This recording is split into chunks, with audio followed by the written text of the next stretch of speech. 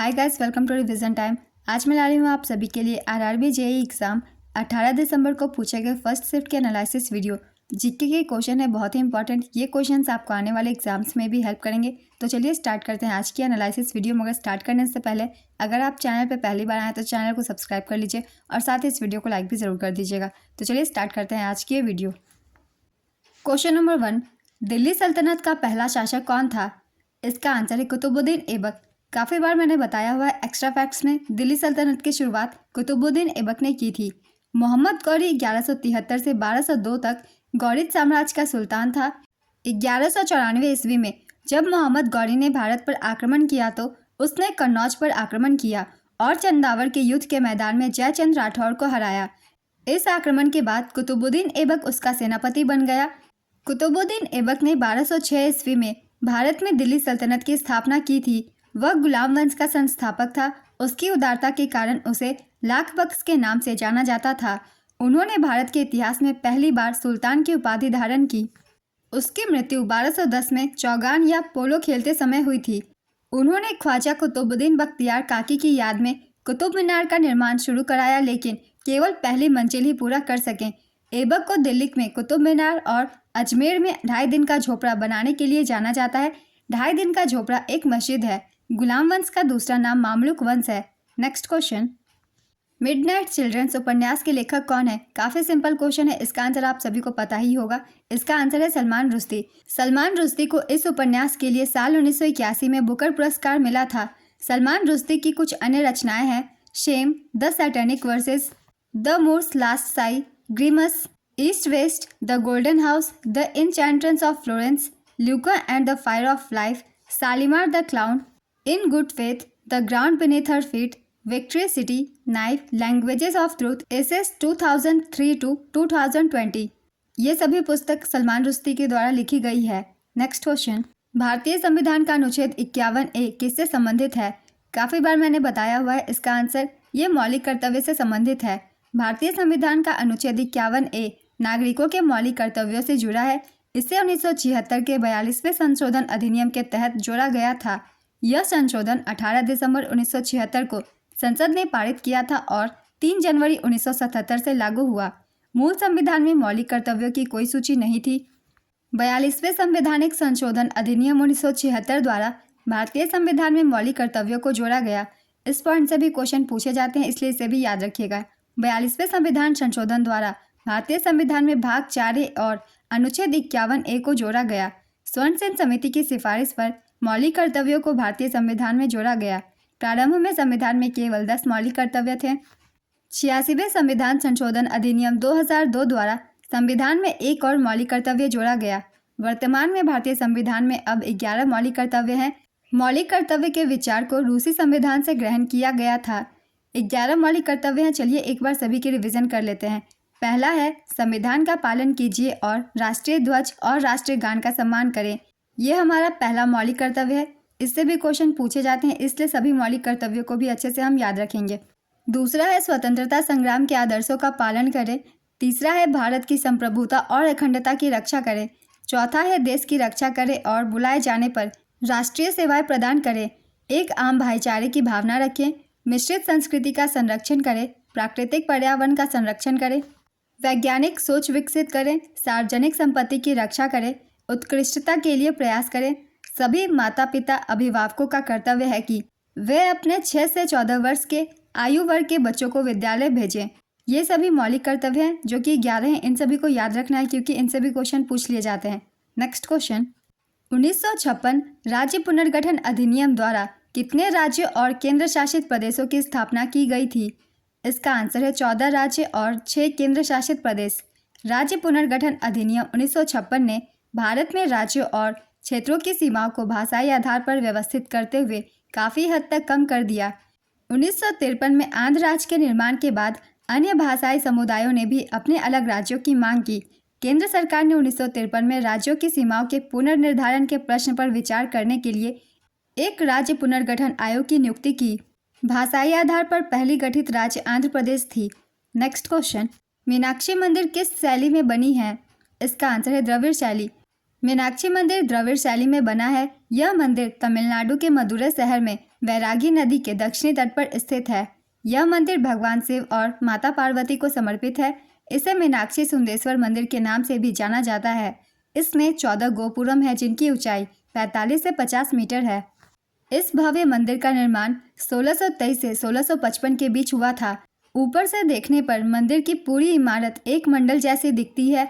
मंडल एक ज्यामितीय डिजाइन है जो समरूपता और स्थानीयता के सिद्धांतों पर आधारित है।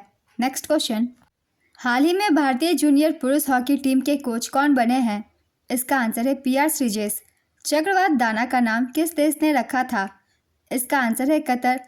अगर ऑप्शन में कतर ना दिया हो तो इसका सही आंसर होगा सऊदी अरब।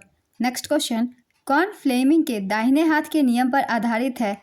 इसका आंसर है इलेक्ट्रिक जनरेटर। विद्युत जनरेटर फ्लेमिंग के दाहिने हाथ के नियम पर आधारित है। नेक्स्ट क्वेश्चन, अगर किसी विलयन का pH मान 11 हो तो क्या होता है? इसका आंसर है विलयन बहुत क्षारीय होगा। pH स्केल वह पैमाना है जो किसी पदार्थ की अम्लता या क्षारीयता को उसके विलयन में हाइड्रोजन आयनों की सांद्रता के आधार पर व्यक्त करता है।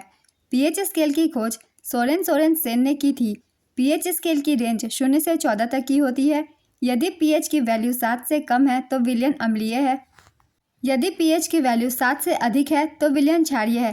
क्वेश्चन में जैसा कि pH वैल्यू 11 दिया गया है जो कि 7 से अधिक है, इसलिए जो विलयन है क्षारीय होगा। यदि pH का मान 7 के बराबर है तो विलयन उदासीन है। शुद्ध पानी का pH मान 7 होता है। सामान्य रक्त का pH मान 7.35 से 7.45 तक का होता है। आंसुओं का pH मान 6.5 से 7.6 तक का होता है। Next question, proper sewage treatment में क्या काम होता है? इसका आंसर है जल प्रदूषण। नेक्स्ट क्वेश्चन, नाटो शिखर सम्मेलन 2024 में कहाँ हुआ था? इसका आंसर है वाशिंगटन DC। 9 से 11 जुलाई 2024 को वाशिंगटन DC में नाटो शिखर सम्मेलन आयोजित हुआ था। नाटो का पूरा नाम है North Atlantic Treaty Organization. NATO Europe और उत्तरी अमेरिका के देशों का एक राजनीतिक और सैन्य गठबंधन है। इसका मकसद मित्र देशों की आज़ादी और सुरक्षा की रक्षा करना है। नाटो की स्थापना 4 अप्रैल 1949 को हुई थी। नाटो में वर्तमान में 32 सदस्य देश हैं। नाटो का 31वां सदस्य देश फिनलैंड है। इसे 4 अप्रैल 2023 को शामिल किया गया था और 32वां सदस्य देश स्वीडन है। इसे मार्च 2024 में शामिल किया गया। नाटो का मुख्यालय ब्रुसेल्स बेल्जियम में स्थित है। नाटो के वर्तमान महासचिव पूर्व डच प्रधानमंत्री मार्क रूटे हैं, जिन्होंने 1 अक्टूबर 2024 को पदभार ग्रहण किया। नाटो के प्रथम महासचिव हेस्टिंग्स स्माइथ थे। नाटो का अगला शिखर सम्मेलन 24 से 26 जून 2025 को नीदरलैंड के हेग में आयोजित किया जाएगा। नेक्स्ट क्वेश्चन, 1917 में भारतीय महिला संघ की स्थापना किसने की थी? इसका आंसर है एनी बेसेंट। भारतीय महिला संघ की स्थापना Annie Besant, Margaret Cousins, Dorothy Jinarajadasa और अन्य लोगों ने 1917 में मद्रास के अडयार में की थी। इसका मकसद महिलाओं की सामाजिक, आर्थिक और राजनीतिक मामलों में बेहतर स्थिति दिलाना था। भारत में महिलाओं से जुड़े कुछ और संगठन हैं। महिला राष्ट्रीय संघ, इसकी स्थापना 1928 में लतिका घोष और प्रभावती ने की थी। इसका मकसद महिलाओं को राजनीतिक सक्रियता में शामिल करना था। दूसरा है भारत स्त्री महामंडल। इसकी स्थापना 1910 में सरला देवी चौधरानी ने प्रयागराज में की थी। अखिल भारतीय महिला सम्मेलन, इसकी स्थापना 1927 में मार्गरेट कजिन्स ने की थी। इसका मकसद महिला और बच्चों के लिए शैक्षिक प्रयासों को बेहतर बनाना था। स्वरोजगार महिला एसोसिएशन सेवा, इसकी स्थापना 1972 में ईला भट्ट ने की थी। इसका मकसद महिलाओं को पूर्ण रोजगार और आत्मनिर्भरता देना था। नेक्स्ट क्वेश्चन, नारी शक्ति वंदन अधिनियम 2023 को कब अधिनियमित किया गया था? इसका आंसर है 28 सितंबर 2023 को। नारी शक्ति वंदन अधिनियम 2023 को लोकप्रिय रूप से महिला आरक्षण विधेयक 2023 के रूप में जाना जाता है।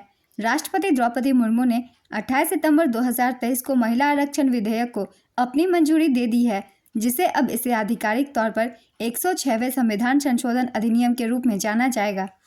इसे 19 सितंबर 2023 को संसद के विशेष सत्र के दौरान लोकसभा में पेश किया गया था। इस संविधान अधिनियम के अंतर्गत लोकसभा और राज्य विधानसभाओं में महिलाओं को 33% आरक्षण प्रदान करने का प्रावधान है। यह अधिनियम भारतीय संविधान का 128वां संशोधन है। इसके प्रावधान के अनुसार यह उस तारीख से लागू होगा जो केंद्र सरकार आधिकारिक राजपत्र में अधिसूचना द्वारा निर्धारित करेगी। महिला आरक्षण बिल 27 साल से अटका पड़ा था। 1996 में HD देवगौड़ा की सरकार में इस बिल को पहली बार लाया गया था। साल 2010 में ये बिल यूपीए सरकार में राज्यसभा से पास हो गया था, लेकिन लोकसभा में इसे पेश नहीं किया गया। नेक्स्ट क्वेश्चन, भारतीय संविधान का अनुच्छेद 251 किससे संबंधित है? इसका आंसर है संसद और राज्य विधान मंडलों द्वारा बनाए गए कानूनों के बीच असंगतता से। अनुच्छेद 251 के मुताबिक राज्य सूची के विषयों पर राज्य कानून बना सकता है, भले ही अनुच्छेद 249 और 250 के तहत यह शक्ति संसद को मिली हुई हो। अगर राज्य विधानमंडल द्वारा बनाई गई कोई विधि संसद द्वारा बनाई गई विधि के किसी प्रावधान के खिलाफ है, तो संसद द्वारा बनाई गई विधि अभिभावी होगी। अनुच्छेद 251 का मकसद देश में कानूनी ढांचे में सामंजस्य बनाए रखना और ऐसी विसंगतियों को दूर करना है। अनुच्छेद 251 के तहत संघर्ष की स्थिति में संसद द्वारा बनाए गए कानूनों को राज्य विधान मंडलों द्वारा बनाए गए कानूनों पर प्राथमिकता दी जाएगी। नेक्स्ट क्वेश्चन, a+b+c का q का सूत्र क्या होगा? इसका आंसर है AQ + BQ + CQ + 3 × a + b × b + c × c + a। तो ये इसका फॉर्मूला है। आज के फर्स्ट शिफ्ट के क्वेश्चंस कंप्लीट होते हैं। अगर आप सभी को ये वीडियो हेल्पफुल लग रही हो तो इसे लाइक ज़रूर कर दीजिएगा और इस तरीके की एनालिसिस वीडियो के लिए चैनल भी ज़रूर सब्सक्राइब कर लीजिए। फिर मिलते हैं अगले वीडियो के साथ। आप सभी को आने वाले एग्जाम्स के लिए ऑल द बेस्ट।